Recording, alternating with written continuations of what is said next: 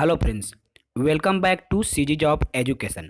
दोस्तों, हम इस वीडियो के माध्यम से बार बार पूछे जाने वाले सीजी टेट के जो प्रश्न है बाल विकास के, उन पर चर्चा करेंगे। जी हाँ दोस्तों, कल आपका एग्ज़ाम होने वाला है, 18 सितंबर को एग्ज़ाम होने वाला है। हम उन्हीं प्रश्न पर डिस्कशन करेंगे जो कि लगातार बार बार पूछा गया है। दोस्तों, कॉपी पेन बिल्कुल साथ रखें, खाना पीना त्याग दें, क्योंकि ये जो प्रश्न है मोस्ट इंपॉर्टेंट प्रश्न है जो कि आपके एग्जाम्स में पूछे गए हैं। चलिए देर न करते हुए बिल्कुल हम शुरुआत करते हैं। देखिए, प्रश्न क्रमांक पहला है दोस्तों हमारा, डिसलेक्सिया एक खाली स्थान की अक्षमता है।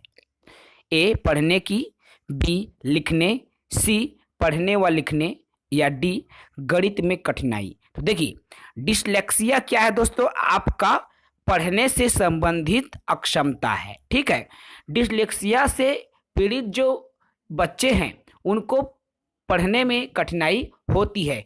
ठीक है दोस्तों, इससे जुड़ी कई सारे सवाल आपके एग्जाम्स में पूछे जाते हैं, जैसे साकोवाज, ये वाला भी परीक्षा में बार बार पूछा गया है, उस पर हम चर्चा इस वीडियो में करेंगे ही।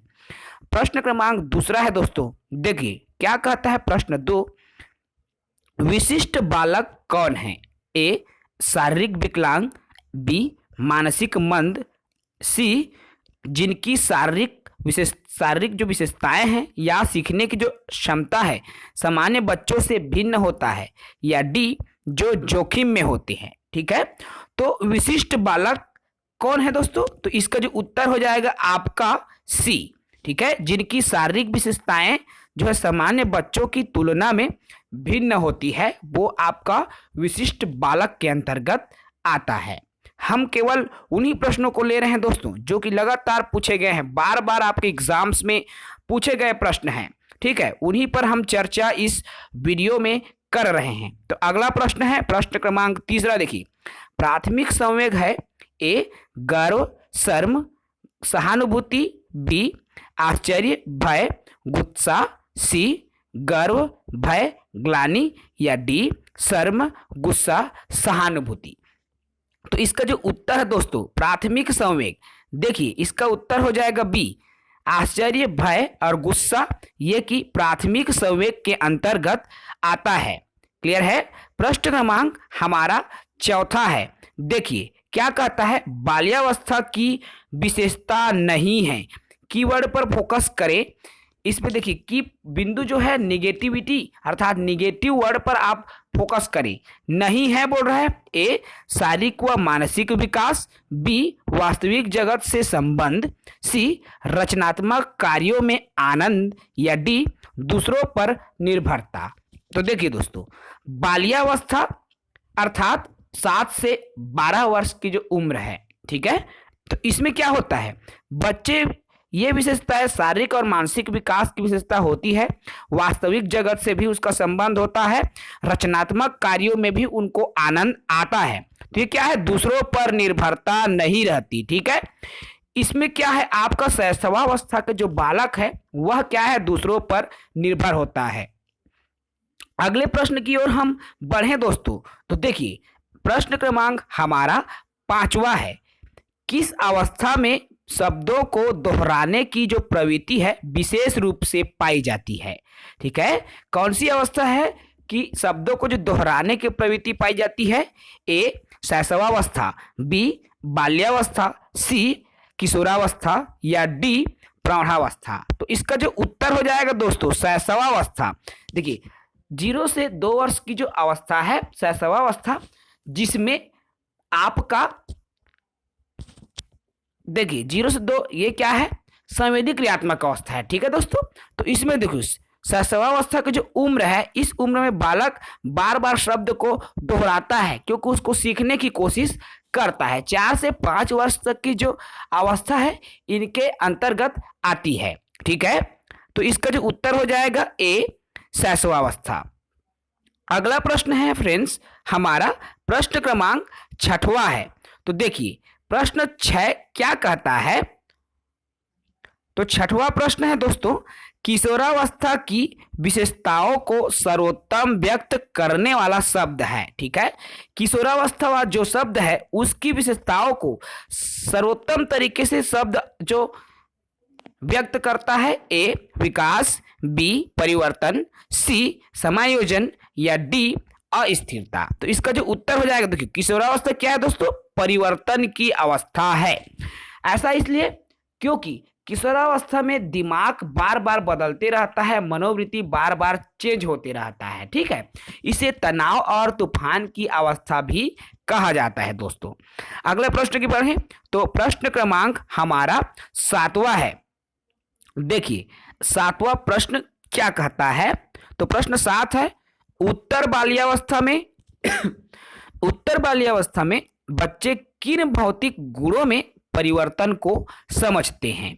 ए मात्रा, बी मात्रा एवं अंक, सी अंक जिन्हें हम संख्या बोलते हैं, या डी द्रव्यमान, संख्या व क्षेत्र। तो इसका जो उत्तर हो जाएगा दोस्तों, द्रव्यमान, संख्या व क्षेत्र। ठीक है, तो उत्तर बाल्यावस्था में बच्चे द्रव्यमान, संख्या व क्षेत्र को समझने लगते हैं। ठीक है दोस्तों, बहुत ही इंपॉर्टेंट प्रश्न जो कि बार बार आए हुए हैं, हम उन्हीं को लेकर चल रहे हैं। प्रश्न 8वां है, विशेष आवश्यकता वाले बच्चों के लिए कौन सी शिक्षा का प्रावधान किया गया है? देखिए विशेष आवश्यकता वाले बच्चों के लिए कौन सी शिक्षा? ए विशेष शाला में शिक्षा, बी एकीकृत शिक्षा, सी समावेशी शिक्षा, या डी इनमें से कोई नहीं। तो इसका जो उत्तर है दोस्तों सी हो जाएगा आपका, एकीकृत शिक्षा। देखिए सॉरी एकीकृत नहीं है, देखिए सी हो जाएगा समावेशी शिक्षा। देखिए दोस्तों एकीकृत शिक्षा कभी नहीं आएगी क्योंकि शिक्षा के क्षेत्र में समावेशी शिक्षा ही एक शब्द होता है। क्लियर है, अगले प्रश्न की तरफ बढ़ें। प्रश्न क्रमांक हमारा 9वां है। तो प्रश्न क्रमांक 9 क्या कहता है, देखिए प्रकृति व पोषण संकेत करते हैं किसका? ए आंतरिक व बाह्य वातावरण, बी स्वभाव व चरित्र का, सी बाह्य लक्षण एवं स्वभाव का, या डी वंशक्रम और वातावरण का। देखिए प्रकृति और पोषण, ठीक है, प्रकृति और पोषण का जो संबंध है दोस्तों, आपका वंशक्रम जिन्हें हम वंशानुक्रम बोलते हैं, तो वंशानुक्रम व वातावरण का संबंध है। ओके, प्रश्न क्रमांक 10वां है। देखिए एक बच्चा सा एवं वाज का न्यूक्लियर एवं अनक्लियर में विभेद नहीं, अर्थात सा और वाज में विभेद नहीं कर पा रहा है, न्यूक्लियर और अनक्लियर में विभेद नहीं कर पा रहा है। ठीक है, तो वह किन रोग से, अर्थात वह निम्न में से किससे पीड़ित है? ए डिस्लेक्सिया, बी शब्द उछलने का विकार, सी डिस्लेक्सिमिया, या डी डिस्मॉर्फिया। तो देखिए दोस्तों इसका जो उत्तर हो जाएगा ए डिसलेक्सिया, क्योंकि यह पढ़ने से संबंधित कठिनाई है।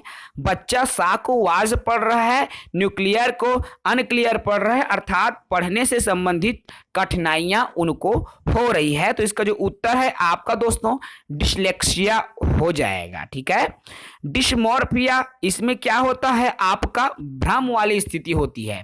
ठीक है, तो डिसलेक्सिया इसका जो उत्तर है आ जाएगा। अगले प्रश्न की तरफ बढ़े। प्रश्न क्रमांक हमारा 11वां है दोस्तों। देखिए अनुभव के द्वारा व्यवहार में होने वाला परिवर्तन को हम कहते हैं क्या? ए उपलब्धि, बी रुचि, सी अभिप्रेरणा, या डी सीखना। तो अनुभव में, अर्थात अनुभव के द्वारा व्यवहार में जो परिवर्तन होते हैं उसको क्या बोलते हैं? तो उसको सीखना बोलते हैं। ठीक है, सीखना को शैक्षणिक दृष्टि से आप जान ही रहे होंगे दोस्तों, अधिगम भी कहा जाता है, अंग्रेजी में इसे लर्निंग भी कहते हैं। प्रश्न क्रमांक 12वां है फ्रेंड्स। देखिए एनसीएफ 2005 के अनुसार शिक्षक की भूमिका होनी चाहिए। ए अनुज्ञात्मक, बी प्रामाणिक, सी सरल, या डी कोई नहीं। तो इसका जो उत्तर हो जाएगा दोस्तों एनसीएफ 5 के अनुसार जो शिक्षक की भूमिका है एक सरल की होती है, अर्थात सुविधादाता। कभी कभी ऑप्शन में सरल रहता है तो या कभी कभी सुविधादाता भी रहता है, तो इसको बिल्कुल आप गौर करेंगे, ठीक है। अंग्रेजी को भी आप देखकर चलेंगे, फैसिलिटेटर भी इसको कहा जाता है। प्रश्न क्रमांक 13वां देखिए दोस्तों। प्रथम किंडरगार्टन प्रारंभ, अर्थात किंडरगार्टन किसकी किंडरगार्टन जो विधि है उसके जनक कौन है? A Frederick Froebel, B Benjamin Franklin, C Pestalozzi या डी डेविड क्लिंटन। तो इसका जो उत्तर है दोस्तों फ्रोबेल, ठीक है। किंडरगार्टन के जो प्रवर्तक कौन है आपका? तो फ्रेडरिक फ्रोबेल। क्लियर है। प्रश्न क्रमांक 14 की तरफ बढ़ें तो देखिए प्रश्न 14 क्या कहता है।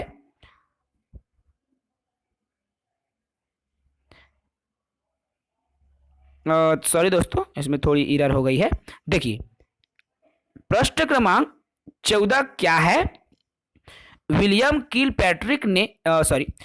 किलपैट्रिक को शिक्षण के किस विधि में योगदान के लिए जाना जाता है? तो विलियम किलपैट्रिक ए व्याख्यान विधि, बी प्रोजेक्ट विधि, सी खेल विधि या डी वैज्ञानिक विधि। तो किलपैट्रिक किसके प्रवर्तक हैं?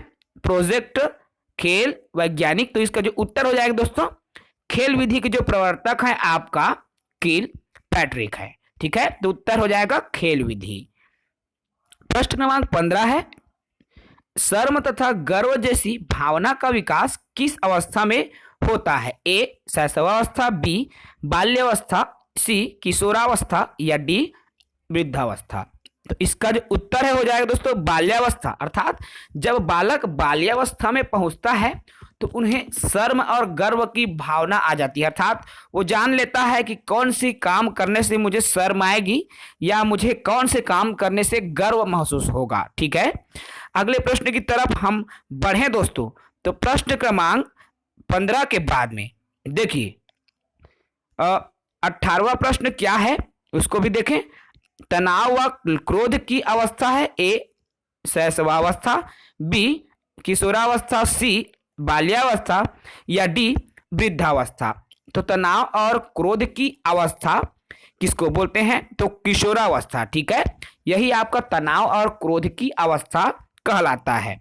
अगले प्रश्न की तरफ बढ़ें तो प्रश्न क्रमांक हमारा 18वां है दोस्तों। शैशवावस्था की मुख्य विशेषता नहीं है? ए सीखने की प्रवृत्ति में तीव्रता, बी जिज्ञासा की प्रवृत्ति, सी चिंतन प्रक्रिया या डी अनुकरण द्वारा सीखने की प्रवृत्ति। तो शैशवावस्था की विशेषता नहीं है, क्या नहीं है दोस्तों? चिंतन प्रक्रिया। शैशवावस्था अर्थात बहुत ही कम उम्र के बच्चे हैं तो उन्हें क्या है? चिंतन की प्रक्रिया उनमें नहीं होती है। क्लियर है। प्रश्न क्रमांक 20वां है दोस्तों। देखिए खिलौने की आयु जिन्हें हम टॉय एज कहते हैं, ये कौन सी अवस्था का है? ए पूर्व बाल्यावस्था, बी उत्तर बाल्यावस्था, सी शैशवावस्था या डी ये सभी। तो इसका उत्तर क्या है दोस्तों? टॉय एज खिलौने की जो अवस्था है इसको आप नीचे कमेंट में बताएं। मोस्ट इंपॉर्टेंट प्रश्न है, इनको आप बिल्कुल कमेंट करके बताएं कि 20 का जो उत्तर है क्या होगा, ठीक है। इस वीडियो में इतना ही। जय हिंद, जय भारत, जय छत्तीसगढ़।